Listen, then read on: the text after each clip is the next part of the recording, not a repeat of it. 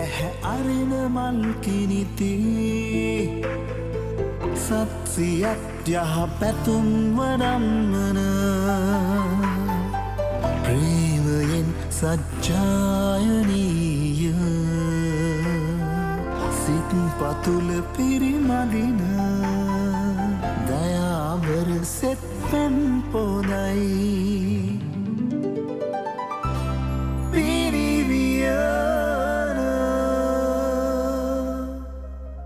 සුබෝදෑසනක්. ජීවිතයේ ඕනෑම මොහොතක අපි ඉදිරියට අභියෝග එන්න පුළුවන්. වඩා වැදගත් වෙන්නේ ඒ අභියෝගවලින් පලා යාම නෙමෙයි. බොහොම ශක්තිමත්ව, ධෛර්ය සම්පන්නව ඒ අභියෝගවලට මුහුණ දීම. හිතන්න අදත් එහෙම දවසක් කියලා. අද දවසේ ඔබේ ජීවිතයට එන ඕනෑම අභියෝගයක් සාර්ථකව ජය ගන්න පුළුවන් වෙන ජයග්‍රාහී දවසක් වේවා කියලා ප්‍රාර්ථනා කරනවා. මේ බදාදා පිනවියන්න.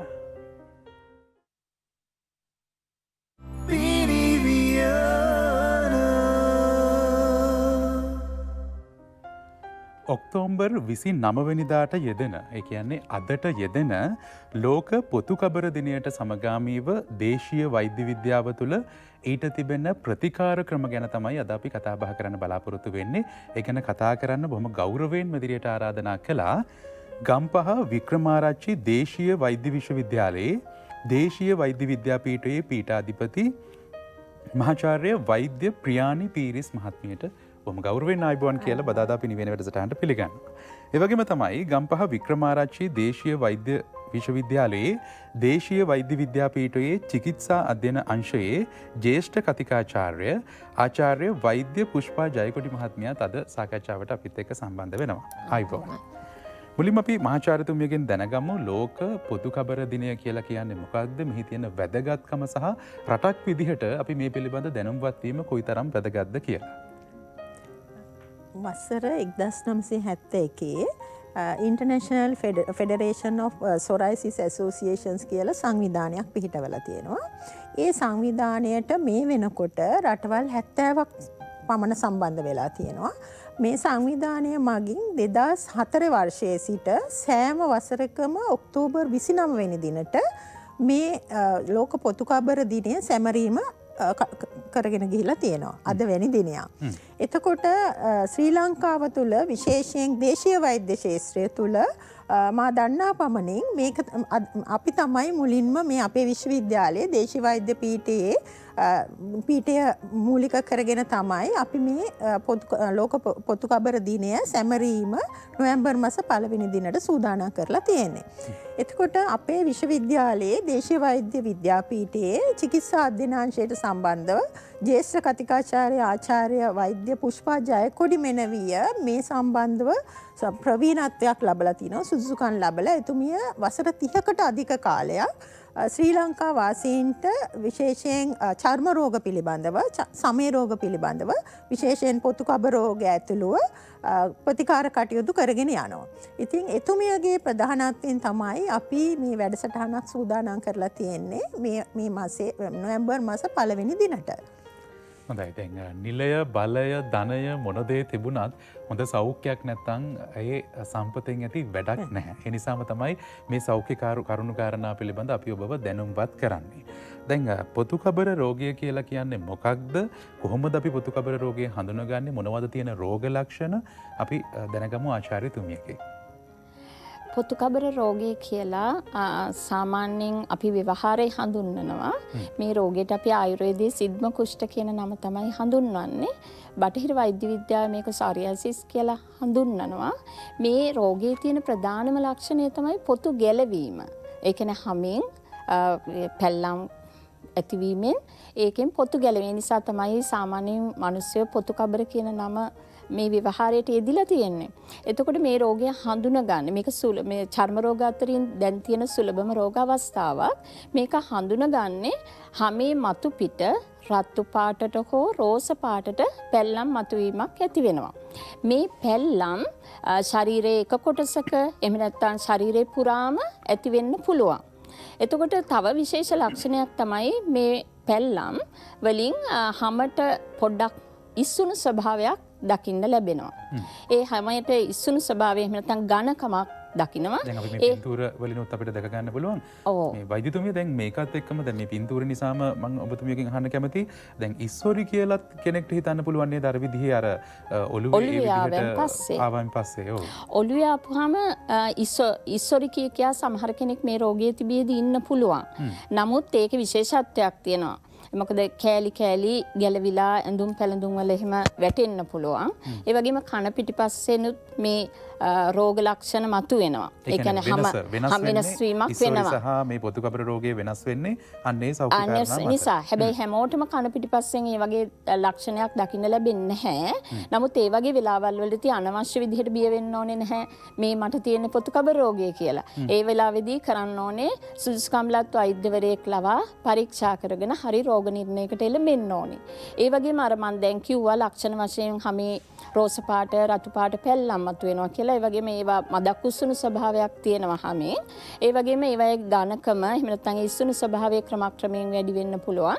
විශේෂයෙන්ම තියෙන ලක්ෂණය තමයි ඒ පැල්ලම් මතු පිටින් සුදු පාට එහෙම නැත්නම් රිදී පාටට හුරු පොතු වගේ ස්වභාවයක් යනවා. එහෙමත් නැත්නම් ඒ පැල්ලම් හීරපුවාම කුඩු වගේ ඉහිරෙන ගතියක් දකින්න ලැබෙනවා. ඒක නිසා ඒක තමයි හඳුනගන්න තියෙන ප්‍රධානම ලක්ෂණ. ඊට අමතරව සමහර අයට දැවිල්ල, ඒ වගේම කැසීම ඇති වෙන්න පුළුවන්. හොඳයි දැන් මේ පින්තූර ඔස්සේ ඔබට ඒක හොඳින් පැහැදිලි වෙනවා. දැන් මේ බාහිර රෝග ලක්ෂණනේ. දැන් වෛද්‍යතුමිය දැන් මේ විදිහේ පොතුකබර රෝග ලක්ෂණ තියෙන කෙනෙකුට අභ්‍යන්තරයේ තව තවත් රෝගී තත්ත්වයන් ඇති වෙන්න පුළුවන්ද? ඔව්. ආයුර්වේදයේ හැටියට මේ රෝගය සමේ පමණක්ම ඇතිවෙන රෝගයක් නෙවෙයි. ඒ කියන්නේ ශරීර අභ්‍යන්තරයේ විනත් ඉන්ද්‍රිය පද්ධතීන් වලටත් මේ රෝගය බලපාන්න පුළුවන්. ඒක නිසා තමයි අතීතයේ ඉඳලම මේ රෝගයට ප්‍රතිකාර කරද්දී ආයුර්වේදයේ බාහිරින් යොදන ප්‍රතිකාර විතරක් සෑහෙන්නේ නැහැ. අපේ ග්‍රන්ථවල සඳහන් වෙනවා අභ්‍යන්තරයට යොදන කසාය වර්ග, ගුලි වර්ග, ඒ වගේ දේවල් අනිවාර්යයෙන්ම යෙදිය යුතුයි කියලා. ඒක නිසා මේක දී ඇති වෙන්න පුළුවන්. ඒ කියන්නේ අපේ රුධිර වාහිනී පද්ධතියට ඒ කියන්නේ හෘද රෝග වගේ දේවල් බය වෙන්න ඕනේ නැහැ මේක තැම්මම ඇති වෙනවා කියලා. සමහරෙකුට කාලයාගේ ඇවෑමෙන් හරි ප්‍රතිකාර නොලැබුණොත් කල් යනකොට අක්මාවේ සම්බන්ධ ඇති වෙන රෝග, ඒ වගේම වකුගඩු සම්බන්ධ ඇති වෙන රෝග, ඒ වගේම මනස හා සම්බන්ධව ඇති වෙන රෝග වගේ දේවල් ඇති වෙන්න පුළුවන්. නොදැනුවත්කම කියන කාරණාව කෙනෙකුට ඒක සාපේක්ෂව කෙනෙකුට හිතන්න පුළුවන් ඒක මම දන්නේ නෑනේ කියලා. හැබැයි සෞඛ්‍ය කාරණා පිළිබඳ නොදැනුවත් වීම කියලා කියන්නේ ඒක ඔබේ සෞඛ්‍යයට සහ ඔබේ පවුලේ අයගේ සෞඛ්‍යයට බරපතල ඛේදනීය තත්ත්වයක් උදා කරන්න හේතුවක් වෙන්න පුළුවන්. ඒ නිසා මේ සෞඛ්‍ය කරුණු කාරණා පිළිබඳ දැනුම්වත් වීම අද ඔබට මේ රෝගී තත්ත්වය නැති වුණත් යම් ආකාරයක දැනුමක් අවබෝධයක් ලබා ගැනීම ඉතාම වැදගත් වෙනවා මේ රෝගයන් පිළිබඳ. දැන් මේ විදිහට මහජනතාව දැනුම්වත් කරන්න කොයි විදිහේ වැඩසටහනක්ද ක්‍රියාත්මක වෙන්නේ ලෝක පොතුකබර දිනයට සමගාමීව? ඇත්තටම මේ නොවැම්බර් මාස පළවෙනි සෙනසුරාදා දිනේ අපි කිරිබත්ගොඩ ශ්‍රී සුදර්ශනාරාම පුරාණ විහාරස්ථානයේ මූලික කරගෙන මේ වැඩසටහනක් ක්‍රියාත්මක කරන්න සංවිධානය කරලා තියෙනවා. ඇත්තටම මේ වැඩසටහනෙන් අපි බලාපොරොත්තු වෙන්නේ මේ රෝගය තියන අයටම විතරක් නෙමෙයි මේ රෝගය අනිත් අයටත් දැනුවත් වීම සඳහා. අනිත් එක මේ රෝගයෙන් පෙළෙන රෝගීන් බොහෝ වෙලාවට කායික විතරක් නෙමෙයි මානසිකවත් පෙළෙනවා. එතකොට අපි මේ වැඩසටහන සංවිධානය කරලා තියෙන්නේ අර රෝගීන් මානසික සුවයත් යම් මට්ටමකට ඉහළ මට්ටමකට මේ ගේන්න අවශ්‍ය වෙන විදිහට තමයි මේ වැඩසටහන තියෙන්නේ. ප්‍රතිකාරත් සිද්ධ වෙනවා, ප්‍රතිකාරත් අපි ලබා දෙනවා. ඒකම අපි අර මානසික සන්තුෂ්ටිය කියන එක ඉහළ නංවන්න තමයි එක පැත්තකින් මේ අපි සංවිධාන කටයුතු කරගෙන තියෙන්නේ.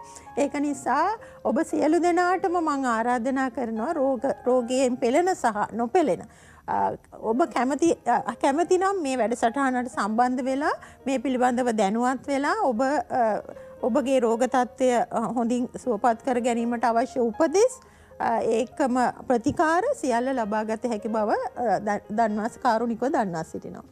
හොඳයි. වෛද්‍යතුමිය පුෂ්පා ජයකොඩි මහත්මියගෙන් දැනගන්න කැමතියි. දැන් මහාචාර්යතුමියත් හොඳින් පැහැදිලි කරා. දැන් පොතුකබර රෝගී තත්වයකට මුහුණ දෙන්න කෙනෙකු ලැජ්ජාවට පත් වෙනවා නැත්නම් මානසික පීඩාවකට පත් වෙනවා කියලා. බැලූ බැල්මටත් එහෙම රෝගියෙක් දිහා දැක්කහම කෙනෙකුට හිතෙන්න පුළුවන් කිට්ටුවට යන්න හොඳ නැහැ, අපිටත් මේ රෝගය වැළඳෙයිද දන්නේ, අපි පරිස්සම් වෙන්න ඕනේ. එහෙම පොඩි බයක් සැකයක් තියෙනවා. වෛද්‍යතුමියකින් දැනගන්න කැමතියි පොතුකබර රෝගය කියලා කියන්නේ බෝ වෙන රෝගයක්ද? නැහැ. කිසිසේත්ම බෝ වෙන රෝගයක් නෙමෙයි. ඒක නිසා කිසිසේත්ම ඒ වගේ කෙනෙක්ව ආශ්‍රය කරන්න බිය විය යුතු නැහැ. ඒ වගේම ඒ වගේ කෙනෙක්ව කොන් කරන්න, එහෙම නැත්නම් යාව ආශ්‍රයෙන් ඈත් කරන්න අවශ්‍යතාවයක් නැහැ.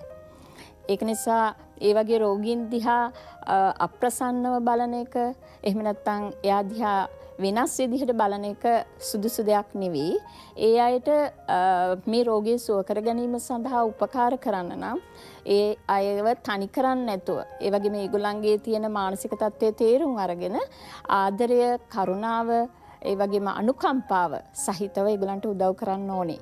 අනිවාර්යයෙන්ම. මොකද දැන් එහෙම රෝගියෙක් ඔබ දැක්කනම් සමහර වෙලාවට ඉදිරියේදී ඔබ වෙන්නත් පුළුවන්. එහෙම හිතලා තව කෙනෙකුට උදව් කරන්න, තව කෙනෙකු දිහා සානුකම්පිතව බලන්න ඔබ පුරුදු පුහුණු වෙන්න ඕනේ ඕනෑම කාරණාවකදී. වෛද්‍යතුමිය දැන් මේ විදිහේ පොතුකබර රෝගය හැදෙන්න මේක පාරම්පරික ලෙඩක්ද, කොයි කරුණු කාරණා මතද මේ විදිහේ රෝගයක් හැදෙන්නේ කියලත් ප්‍රේක්ෂකයෝ දැනගන්න කැමැත්තෙන් ඇති. ඔව්. මේක පාරම්පරිකව ඇති වෙනවයි කියන එක හේතුවක් පමණයි. ආයුර්වේදයේ ඊට වඩා ප්‍රධානම හේතුන් තියෙනවා. මේ වගේ වැඩසටහනකදී දීර්ඝව විස්තර කරන්න අමාරුයි. ඒකෙදී ප්‍රධානම ආයුර්වේදයේ සඳහන් වෙලා තියෙනවා ආහාර වර්ග සහ ආහාර රටාව, ඒ වගේම අපි එදිනෙදා ජීවිතයේදී කරන හැසිරීම්, ඒවයේ විෂමතාවය වගේ දේවල්, ඒ වගේම අපේ සමහරට පුරාණ විෂ වර්ග ශරීරය තුළ ඇතුල් වෙලා ඒ හේතුකටත් ඇති වෙන්න පුළුවන්. විශේෂයෙන්ම අපේ ආයුර්වේදයේ තියෙන වැදගත්ම කාරණය තමයි ওই කරුණු වලට අමතරව ඔය කරුණු එකක් හෝ කීපයක් වෙන්න පුළුවන්. පාරම්පරිකවත් තියෙන අධ්‍යාත්මික හේතු. ඒ කියන්නේ එතනදී ආතතිය වගේ දේවල් වගේම පෙර ආත්මයේදී හෝ මේ ආත්මයේදී කරන අකුසල කර්ම පිළිබඳව ආයුර්වේදයේ විශේෂයෙන්ම සඳහන් කරලා තියෙනවා. ඒ කියන්නේ අනිත් හේතුන් මත කිසිවක් නොවෙනවා නම් අපිට කියන්න සඳහන් කරලා තියෙනවා මෙන්න මේවා ගැන සැලකිලිමත් වෙන්න කියලා.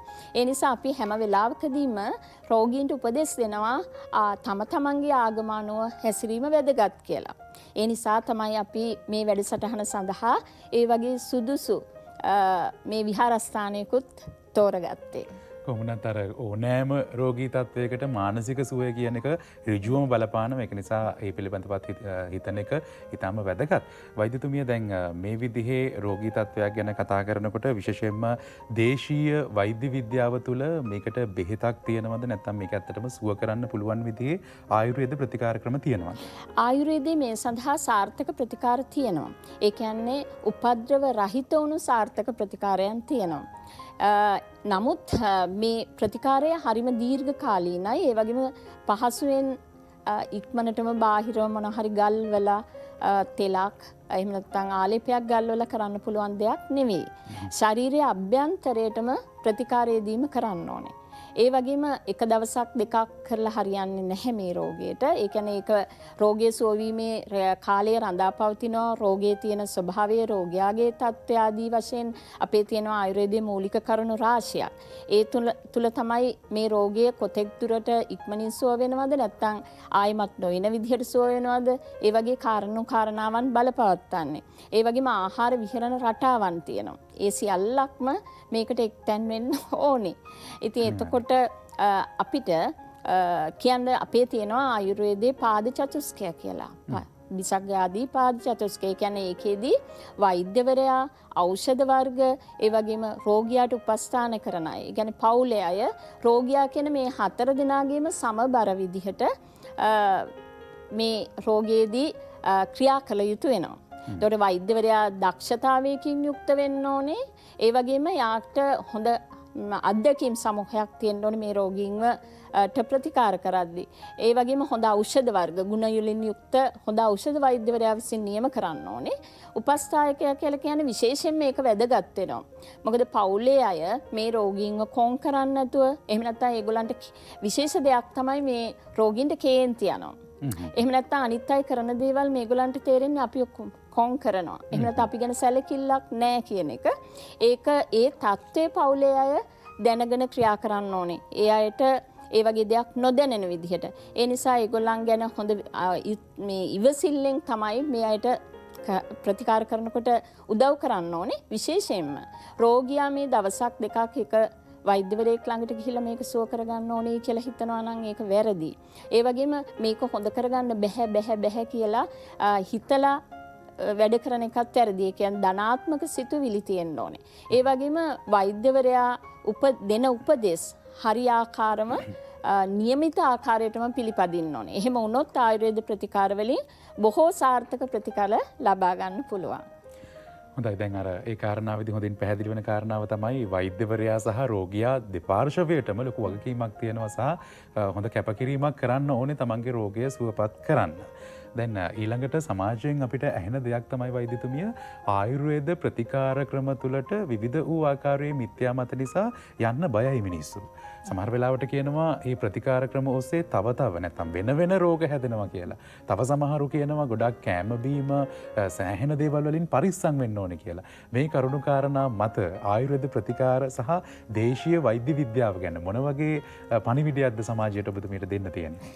සමාජයට දෙන්න තියෙන පණිවිඩය තමයි සමහර කරුණු වැරදි මත සමහර ඒවා ඒගොල්ලන් වැරදි විදිහට තේරුම් අරගෙන ඒවා සත්‍යතාවයකුත් තියෙන දේවලුත් තියෙනවා. එකක් තමයි බොහෝ දෙනෙක් කියනවා ආයුර්වේද ප්‍රතිකාර ගන්න ගියන් පස්සේ කියන්නේ උපද්‍රව තියෙනවා ඒවයි. මේක බීපුවෙන් පස්සේ විනත් රෝග අවස්ථාවක ගොඩක් දෙනෙක් කියන එකක් තමයි අක්මාවෙලෙඩ හැදෙනවා, වකුගඩු නරක් වෙනවා. අරිෂ්ටේ වගේ දෙයක් පාවිච්චි කරනම නේද? ඒ වගේ වෙලාවලදී ඇත්තටම මම පෞද්ගලිකව මම අරිෂ්ඨාසව වර්ග පාවිච්චි කරන්නේ නැහැ. ඒකට හේතුව තමයි ස්වභාවිකම මේ රෝගයේදී මම පෙර ඉස්සෙල්ලත් කතා කරා වකුගඩු සහ අක්මාව ආදී වෙනත් ඉන්ද්‍රිය පද්ධතීන්ට බලපාන්න පුළුවන් රෝගයක්. බලපානවමයි කියන එක නෙමෙයි, බලපාන්න පුළුවන් රෝගයක්. පොතුකබර රෝගය කියලා කියන්නේ. එතකොට අපි අර වගේ ඒ වගේ රෝගයක් උද්දීපනය වෙන්න පුළුවන්. මධ්‍යසාර වගේ දේවල් අඩංගු ඖෂධ වර්ගයන් යොදන්නේ නැහැ. ඒ වගේම රස ඖෂධ තියෙනවා. ඒවත් අපි નિયમિત වෙලාවට රෝගියාව හොඳින් පරීක්ෂා කරලා අවශ්‍ය නම් විතරයි යොදන්නේ. එහෙම නොවුනොත් උපද්‍රව ඇති වෙන්න පුළුවන්. ඒ වගේම රෝගියා අපි කියන පිළිවෙලට ගන්නේ නැතුව වැඩි මාත්‍රාවලින් ඒවා ගැනීම නිසා උපද්‍රවයන් ඇති වෙන්න පුළුවන්. හොඳයි, අවසාන වශයෙන් මම කැමති මහාචාර්යතුමියම ආරාධනා කරනවා නම් පොතුකබර රෝගය පිළිබඳ දැනුම්පත් කරන ඒ වැඩසටහන ගැන ප්‍රේක්ෂකකාරී සියලු දෙනාට. ඇත්තටම ඔබ සියලු දෙනාටම මම ඉතාමත්ම ගෞරවයෙන් ආරාධනා කරනවා නොවැම්බර් 1 වෙනිදා කිරිබත්ගොඩ ශ්‍රී සුදර්ශනාරාම පුරාණ විහාරස්ථානයට පැමිණිලා මේ රෝගය පිළිබඳව ඔබ තවදුරටත් දැනුවත් වෙලා අනිත් එක මේ රෝගයෙන් පෙළෙනවා නම් ඔබේ කායික මානසික සුවය ඉහළ මට්ටමකට පවත්වා ගැනීමට හැකි වෙනවා කියන එක නිසැකයි. ඒක නිසා ඔබ සියලු දෙනාටම ආරාධනා කරනවා එදිනට සම්බන්ධ වෙලා උදේ 8:00 සිට හවස 3:00 විතර වෙනකන් අපි මේ කටයුතු සූදානම් කරගෙන තියෙනවා ඔබ වෙත මේ සේවය ලබා දෙන්න. ඒ නිසා ඔබ සියලු දෙනාටම කාරුණිකව ආරාධනා කරනවා එදිනට සම්බන්ධ වෙන්න කියලා. නොමිලේ පැවැත්වෙන සායනය සහ විශේෂඥ සේවාවත් එදාට ඔබට ලබා ගන්න අවස්ථාව තියෙනවා. ලෝක පොතුකබර දිනයට සමගාමීව දේශීය වෛද්‍ය විද්‍යාව තුළ ඊට තිබෙන ප්‍රතිකාර ක්‍රම පිළිබඳව තමයි අද දවසේදී අපි කතා බහ කළේ. ඒ පිළිබඳ බොහොම වටිනා කියන කරුණු කාරණා ඔබව දැනුම්පත් කරන්න අද මැදිරියට පැමිණි ගම්පහ වික්‍රමාරච්චි දේශීය වෛද්‍ය විශ්වවිද්‍යාලයේ දේශීය වෛද්‍ය විද්‍යාපීඨයේ පීඨාධිපති මහාචාර්ය වෛද්‍ය ප්‍රියානි පීරිස් මහත්මියට, ඒ වගේම ගම්පහ වික්‍රමාරච්චි දේශීය වෛද්‍ය විශ්වවිද්‍යාලයේ දේශීය වෛද්‍ය විද්‍යාපීඨයේ චිකිත්සා අධ්‍යයන අංශයේ ජ්‍යෙෂ්ඨ කතිකාචාර්ය ආචාර්ය වෛද්‍ය පුෂ්පා ජයකොඩි මහත්මියටත් දෙවෙනි ස්තුතිවන්ත වෙනවා. ආයිබෝන් කියලා වැඩසටහනෙන් සමුදෙනවා. ඒත් සමගින් අපි සූදානම් වෙනවා කෙටි විරාමයක් ගන්න. රැඳෙන්න බදාදා පිනිවියනත් සමගින්.